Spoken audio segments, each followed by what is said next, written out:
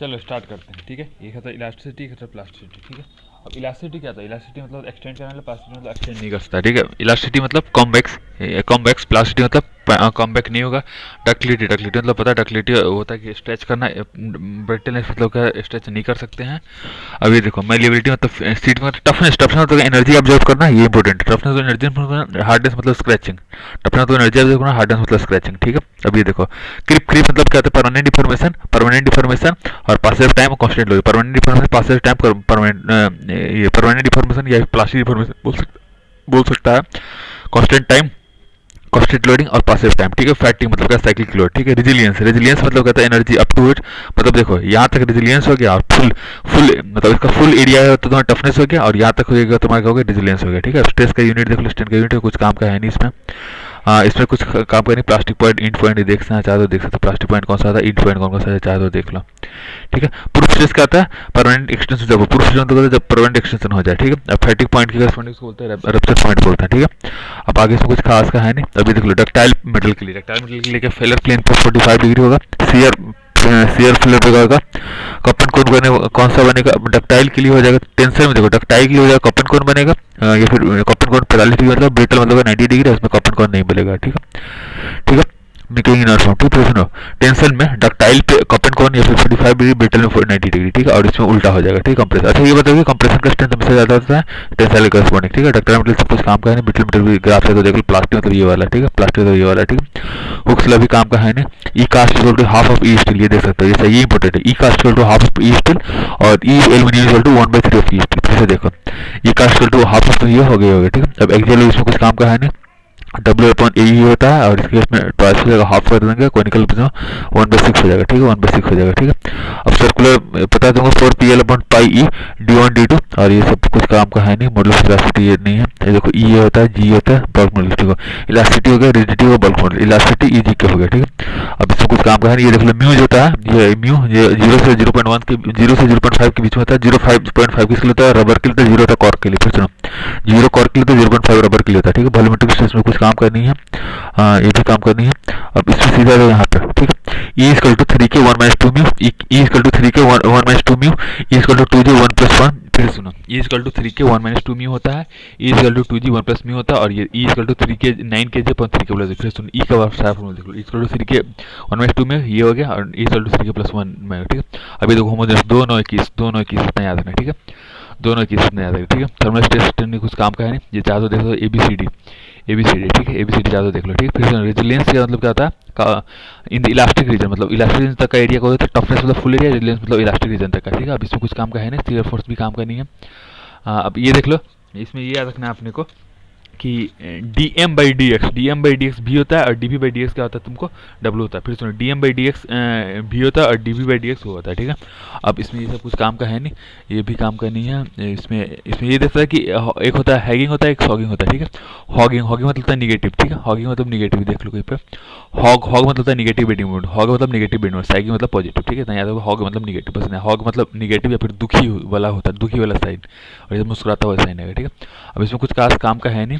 अब इसमें एक चीज बस याद रखना है, इसमें देखो फार्मूला, मेन फार्मूला तुम्हारा क्या होता है? मेन फार्मूला ये होता है ऊपर वाला और नीचे वाला, ठीक है। ऊपर वाला देख लो, ये दोनों फार्मूले जो वो काम का है, ठीक है। एक ये फार्मूला, ये फार्मूला, ठीक है। ये फार्मूला मतलब किसी भी एंगल पे देखो दो चीजें, पहली बात आउटपुट को क्या बोलते हैं? प्रिंसिपल बोलते हैं। इनपुट को क्या बोलते हैं? नॉर्मल बोलते हैं। फिर सुनो, आउटपुट को क्या बोलते हैं? प्रिंसिपल बोलते हैं। इनपुट क्या बोलते हैं? नॉर्मल बोलते हैं, ठीक है। इतना याद रखना, ठीक है। आउटपुट को प्रिंसिपल और इनपुट को नॉर्मल बोलते हैं, ठीक है। अब इसमें होता क्या है कि कोई ऐसा थीटा, जो थीटा की वैल्यू जिस पे ये इसकी वैल्यू आउटपुट की वैल्यू मैक्सिमम है, थीटा की वैल्यू इस पे आउटपुट की वैल्यू मैक्सिमम है, वो थीटा निकलेगा यहाँ से। ठीक है, सुनो थीटा की वैल्यू जिस थीटा पे ये मैक्सिमम आ जाए, और उसकी वैल्यू का मैक्सिमम वैल्यू तो क्या होगा? यहाँ से थीटा निकाल के इसको इसमें पुट करें तो ये वैल्यू मैक्सिमम आएगा, और मैक्सिमम वैल्यू चाहे तो डायरेक्टली तुम इस फॉर्मूले से भी निकालते हो। फिर सुनो, ये फार्मूला होता है, इसमें थीटा की वैल्यू मैक्सिमम करने के लिए तुम्हें ये फार्मूला यहाँ से थीटा आ जाएगा, इस थीटा को डाल के जो वैल्यू आएगी वो मैक्सिमम आएगी, और ये मैक्सिमम वैल्यू डायरेक्टली यहाँ से भी निकाल सकता है, ठीक है। इसमें बस इतना याद रखना है, ठीक है। अच्छा ये याद हो कि इसमें ये नॉर्मल एक्सिस यूज़ करेंगे, एक्स और वाई नॉर्मल एक्सिस यूज़ करेंगे, ठीक है। और इसमें याद रखो अच्छा कभी टाउ की भी मैक्सिमम वैल्यू होती है, जैसे ये इसमें क्या होता है नॉर्मल यूज करते हैं, यहाँ देखो टाउ की मैक्सिमम वैल्यू होती है, टाउ इज सिग्मा 1 - सिग्मा 2/2, ठीक है। तो ये प्रिंसिपल है और ये नॉर्मल है, ये प्रिंसिपल है, ये नॉर्मल है, ठीक है। अच्छा ये देखो, जो म्यूचुअली परपेंडिकुलर दोनों का सम सेम होता है, ठीक है। म्यूचुअली परपेंडिकुलर का सम सेम होता है, ये चाहे तो यहाँ से भी देख लो या फिर यहाँ से देख लो, ठीक है। अब इसमें कुछ खास है नहीं, इसमें कुछ भी खास नहीं है। अब ये चाहे तो ये फॉर्मूला देख सकते हो तुम कि स्ट्रेस और स्ट्रेन का रिलेशनशिप कैसे निकालते हैं, देख लो। E upon 1 minus mu square sigma 1 plus mu sigma 2, और यहाँ से ये चीज़ आ गई, ठीक है, ये आ गया, ठीक है। अब ये देख लो, इसमें बस ये रेडियस है, रेडियस ऑफ मोशन क्या होता है, टाउ होता है, और स्ट्रेस के स्फीयर के केस में टाउ होता है, और स्ट्रेन के केस में टाउ बाई 2 होता है, 5/2 होता है। स्ट्रेस के केस में टाउ होता है, इसके केस में वो होता है, ठीक है। अब इसमें फिलर सेक्शन में इसमें कुछ खास काम का है नहीं, बस इतना याद रखना। इसमें फिलर के लिए बस इतना याद रखना कि देखो, एक होता है रैंकाइन, रैंकाइन ब्रिटल के लिए रैंकाइन बेस्ट होता है, डक्टाइल के लिए ट्रीडोर्सन होता है। ब्रिटल के लिए रैंकाइन, डक्टाइल के लिए ट्रीडोर्सन। अब तूने कहानी बताया था, तूने कहानी बताया कि एक आदमी है, रैंकाइन नाम का आदमी, उसका हम बर्थडे मनाते हैं, उसका साइड बर्थडे मनाते हैं। रैंकाइन नाम का आदमी, उसका हम साइड बर्थडे मनाते हैं। फिर बर्थडे मनाने के बाद क्या है तुमको, रैंकाइन नाम के आदमी का बर्थडे मनाते हैं, विनर देख लो। फिर इसका क्या है, इसको गेस्ट, उसमें गेस्ट आते हैं, और गेस्ट आके उसको क्या करते हैं, फिर गेस्ट आके क्या होता है, इसको हक देता है, और हक देने के बाद उसको मिस साफ करती है, हक देने के बाद इसको मिस साफ करती है, ठीक है। तो रैंकाइन किसके लिए, ब्रिटल के लिए, और फॉर्मूला भी देख चाहो तो देख सकते हैं। इसका शेप का रेक्टेंगल है, ठीक है। अब इसका शेप कौन सा होगा, इसका शेप देखो रोम्बस है, सेकेंड वाले का। रैंकाइन बर्थडे मनाते हैं, विनेंट में बर्थडे बना दिया, फिर गेस्ट आते हैं, गेस्ट आते तो ये रोम्बस से अभी क्या हो जाएगा, हेक्सागोन हो जाएगा। हेक्सागोन के बाद अब कौन सा बनेगा, इलिप्स बनेगा, इलिप्स और इलिप्स बनेगा, ठीक है। गेस्ट आके हक देते, ठीक है। बस डिस्टॉर्शन किसके लिए, तो डक्टाइल यूज करता है, रैंकाइन उसके लिए होता है, ठीक है। अब डिफ्यूजन बीम, अब ये इंपॉर्टेंट है, देख लो, एम एल अपॉन ए, एम एल स्क्वायर अपॉन 2 ए, फिर एम एल स्क्वायर अपॉन 2 ई, फिर डब्ल्यू एल क्यूब अपॉन 3 ई, ठीक है। अब इसके लिए डब्ल्यू एल क्यूब अपॉन 3 ई हो गया, मतलब 6 ई हो गया, और इसको फिर 8 ए, ठीक है। देखो एल 1 2 2 3 3 4, ठीक है। यहाँ से अब ये चीज़ हो गई, ठीक है। अब ये फॉर्मूला चाहे तो रटा दो, वरना छोड़ दो, कोई ज़्यादा जरूरत नहीं है। अब इसमें ये इंपॉर्टेंट है, इस केस में ये इंपॉर्टेंट कि 16 ई याद हो, 16 ई 1/3 ये हो गया, 2/3 ये हो गया। फिर सुनो, डब्ल्यू एल के ऊपर 16 ये 1/3 ये होगा, 12/3 होगा, 5/3 ये है, ठीक है। अब इसमें एक याद होगा कि जब फिक्स्ड में क्या था, पॉइंट लोड के लिए 1/4 होता है, यूडीएल के लिए 1/5 होता है, पॉइंट लोड के लिए 1/4 होता है, और यूडीएल के लिए 1/5 होता है, ठीक है। अब टाइप ऑफ प्रेशर वेसल, इसमें कुछ खास है नहीं। इस पर ये देखो, थिन सिलेंडर का होता है d/10 से d/15। अच्छा, ओपन सिलेंडर में क्या होता है, 10 डिग्री से ज़्यादा, मतलब ओपन 10 डिग्री ज़्यादा तो ओपन होता है। इसमें क्या है कि d/10 से d/15। फिर सुनो, थिन क्या होता है, d/10 से d/15, इतना ही याद रखना है, ठीक है। अब एजम्पशन चाहे तो रख सकते हैं कि ये सब ये टेंसाइल है, ये सब रेडियल स्ट्रेस, ये सब देखना है, ठीक है। अब एक होता है हुप स्ट्रेस, देखो 3 तरह के होते हैं। हुप स्ट्रेस होता है जो कि सर्कमफ्रेंशियल पे लगता है, लॉन्जिट्यूडिनल स्ट्रेस होता है, और रेडियल स्ट्रेस होता है, ठीक है। हुप स्ट्रेस, लॉन्जिट्यूडिनल स्ट्रेस और रेडियल स्ट्रेस, ठीक है। अब फार्मूला क्या होता है, हुप स्ट्रेस का होता है तुमको परत, परत होता है फार्मूला, ठीक है। हुप स्ट्रेस फार्मूला होता है परत, PR/2T। अब बाकी लॉन्जिट्यूडिनल हाफ हो जाएगा, हाँ लॉन्जिट्यूडिनल हाफ हो जाएगा, और ये जो है ना रेडियल, इसको फार्मूला नहीं है, याद रखो कि रेडियल का फार्मूला नहीं होता कुछ, ठीक है। चलो सुनो, हुप स्ट्रेस तो हम निकालते हैं सर्कमफ्रेंशियल होता है, लॉन्जिट्यूडिनल होता है एक्सियल पे होता है, और रियल का हमें पता नहीं है, ठीक है, रेडियल का होता है, ठीक है।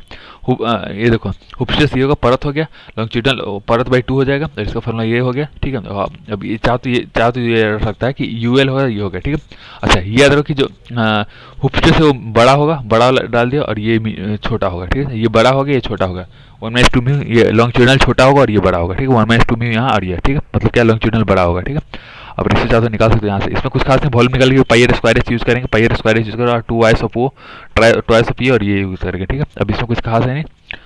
Analysis thin spline, thin spline वहाँ हुप स्ट्रेस का होता है परत, परत का हाफ कर दो, ये हो गया, ठीक है। हुप स्ट्रेस परत होता है, परत का 1/2 क्या होता है, लॉन्जिट्यूडिनल होता है, और ये होता है, ठीक है। तो ये हो गया, ठीक है।